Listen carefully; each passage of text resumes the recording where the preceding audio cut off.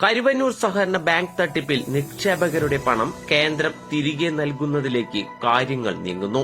അന്വേഷണ ഏജൻസിയായ enforcement directorate കണ്ടുകെട്ടിയ സ്വത്തുക്കൾ ലേലം ചെയ്തു കിട്ടുന്ന പണം നിക്ഷേപകർക്ക് നൽകാനുള്ള സാധ്യതയാണ് തെളിയുന്നത്. ഇത് സംബന്ധിച്ച് കൊച്ചി ഇഡി ഓഫീസിൽ ഉന്നതതല യോഗം നടന്നു. ഇതിനു പിന്നാലെ കരുവന്നൂർ കേസ് പരിഗണിക്കുന്ന എറണാകുളത്തെ കോടതിയിൽ ഇഡിയുടെ അഭിഭാഷകൻ ഈ ചട്ടങ്ങൾ ചൂണ്ടിക്കാട്ടി സത്യവാങ്മൂലം നൽകുകയും ചെയ്തു. അനുകൂലമായ കോടതി ഉത്തരവ് വന്നാൽ ഇക്കാര്യത്തിൽ അതിവേഗം നടപടിയുണ്ടാകും. കരുവന്നൂർ സഹകരണ ബാങ്ക് തട്ടിപ്പ് കേസിൽ പണം നഷ്ടമായ നിക്ഷേപകർക്ക് അത് തിരികെ നൽകുന്നതിനുള്ള നിയമസാധ്യത പരിശോധിക്കുമെന്ന് പ്രധാനമന്ത്രി നരേന്ദ്രമോദി കഴിഞ്ഞ മാസം വ്യക്തമാക്കിയിരുന്നു.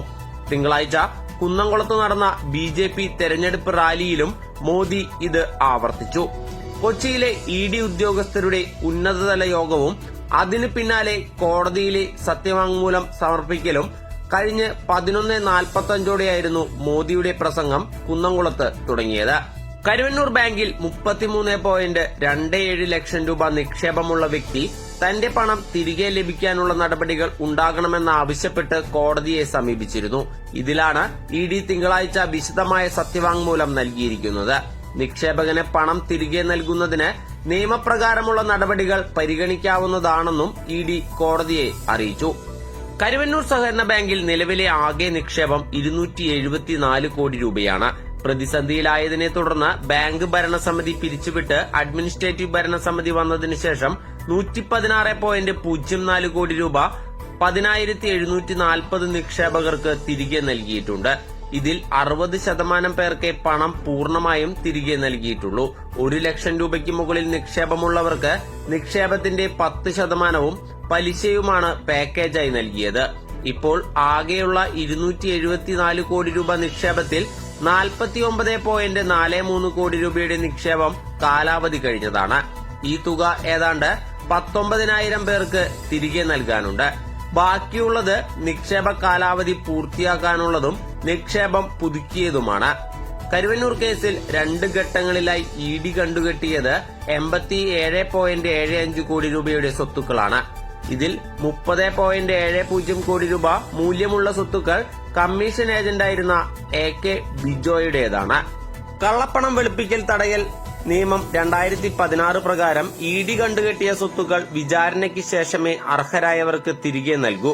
ഈ നിയമത്തിൽ 2019 ഭേദഗതി കൊണ്ടുവന്നു. സെക്ഷൻ 8 പ്രകാരം വിചാരണ വേളയിൽ തന്നെ പുനഃസ്ഥാപനമാകാം.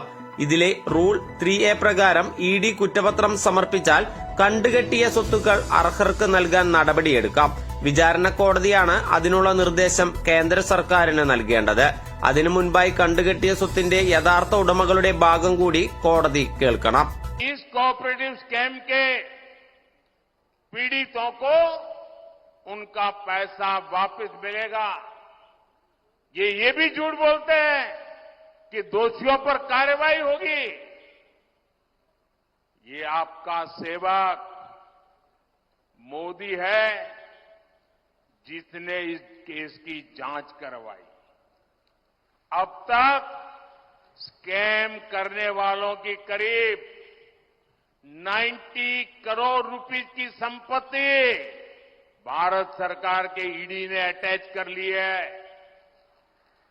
मैं इस बारे में कानूनी सलाह ले रहा हूं कि कैसे जिनके पैसे डूब गए हैं ऐसे गरीबों को उनका पैसा वापस कैसे करूं, ये 90 करोड़ रुपया उनको कैसे बांट दूं।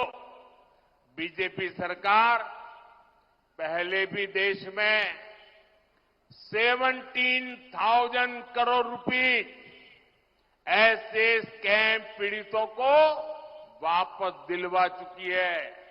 इसलिए मैं इस कोऑपरेटिव स्कैम के पीड़ितों को भरोसा देता हूं कि उनका पैसा वापस दिलाने में